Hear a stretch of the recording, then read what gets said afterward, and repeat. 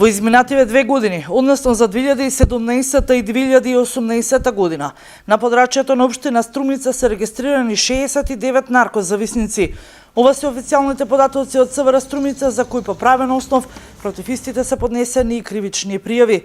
Лани се регистрирани 14 кривични дела, недозволено производство и пуштање во промет на наркотични дроги, психотропни супстанции и прекурсори по член 215 од Кривичниот законник на Македонија и 15 кривични дела, овозможување на употреба на наркотични дроги по член 216 од Кривичен законник. Во врска со истите, поднесени се вкупно 25 кривични пријави против 33 сторители.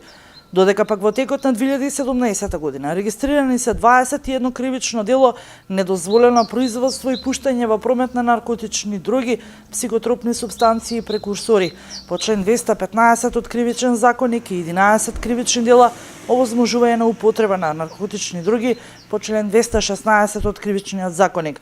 Во врска со истите, поднесени се вкупно 30 кривични пријави против 36 сторители.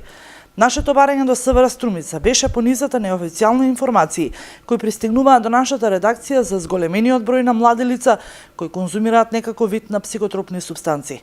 Овие бројки кои ги добивме од аналитичниот центар на СВР Струмица се официјални, но за жал никој не ја знае црната бројка која неофицијални извори потврдуваат дека е двојно или тројно поголема.